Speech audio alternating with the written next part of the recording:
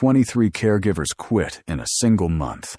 Not one of them lasted more than 3 days inside the Hayes estate, a mansion on the hill where silence was the only rule and the woman in the wheelchair was the only law. Victoria Hayes, once the most powerful name in urban development, now spent her days destroying anyone who dared to come close. Double salary meant nothing.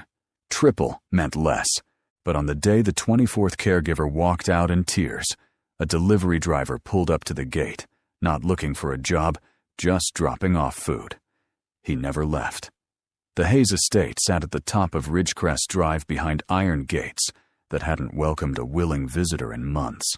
It was the kind of property that made real estate agents lower their voices. 11,000 square feet of marble floors, floor-to-ceiling glass, and hallways so wide they echoed. From the outside, it looked like a monument. From the inside, it felt like a tomb. Every curtain stayed drawn.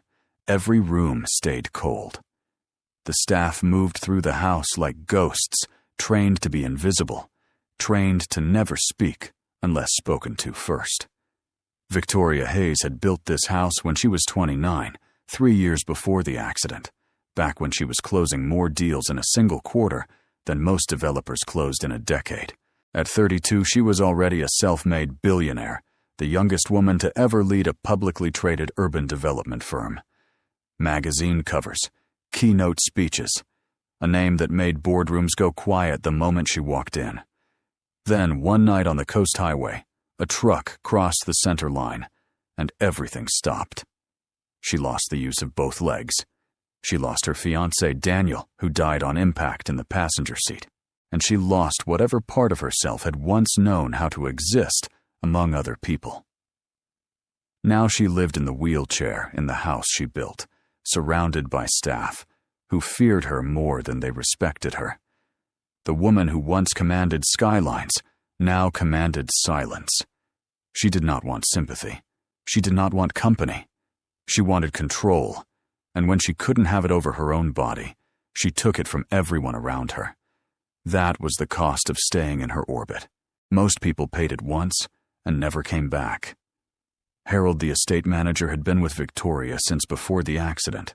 He was 61, ex-military, built like a man who had seen worse, and yet even he had learned to measure his words carefully around her. His job in theory was to manage the property. In practice, it was to manage the wreckage. He posted job listings, screened applicants, negotiated salaries that no reasonable person would refuse. And still every few days he watched another caregiver pack their things and leave through the front gate with the same look on their face, relief mixed with something close to shame.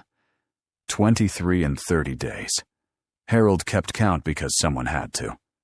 Lucas Bennett pulled up to the gate in a dented white van with the Greenleaf Meals logo peeling off the side. He was 36, lean from long hours, and skipped lunches with the kind of face that looked 10 years older than it should have. He worked 6 days a week delivering prepared meals to high-end clients across the hill neighborhoods, people who paid $45 for a single portion of salmon and quinoa. He never ate what he delivered. Most nights, he came home to his studio apartment in the outer suburbs and heated up whatever was cheapest at the corner store. The bills were the thing that kept him moving. His mother had been in and out of treatment facilities for the past 2 years, and every month the invoices arrived like clockwork: physical therapy medication, adjustments, specialist consultations. None of it covered all of it urgent. Lucas had sold his car and bought the van with what was left. He picked up every extra shift the company offered. He never said no to a delivery, no matter the distance, no matter the hour. He punched the intercom code at the Hayes gate, expecting the usual routine drop, the bag at the door, snap a photo for confirmation, move on to the next stop. But when the gate slid open, he saw something that made him slow the van to a crawl. A woman in scrubs was walking down the driveway fast, her face streaked with tears.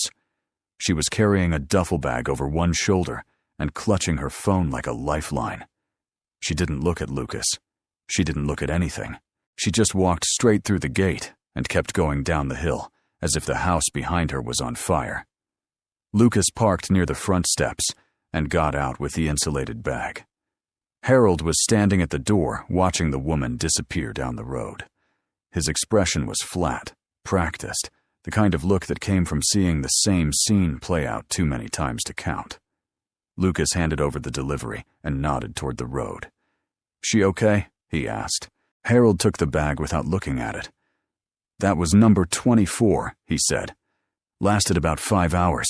The one before her made it to lunch." He said it like a weather report, factual, detached, unavoidable.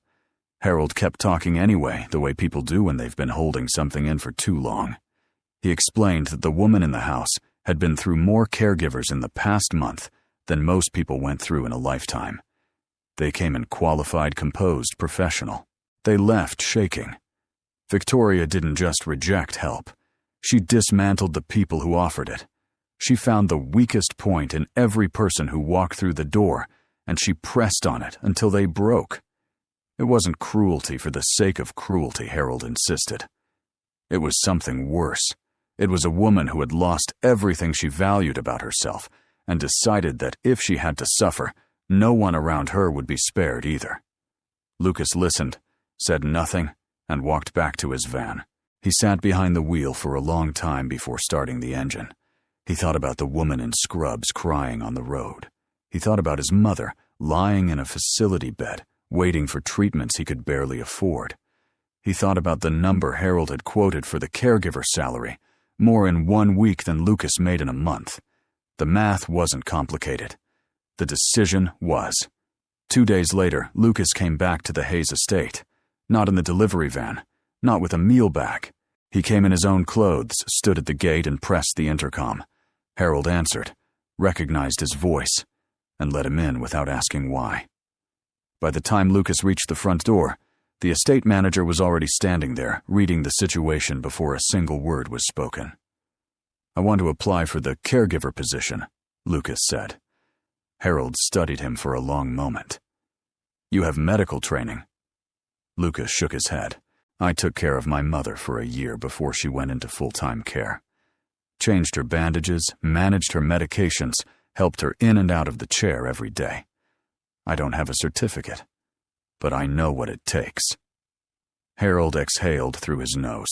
He looked tired, not from the conversation, but from the months of watching qualified professionals fail in the exact role this unqualified stranger was now volunteering for.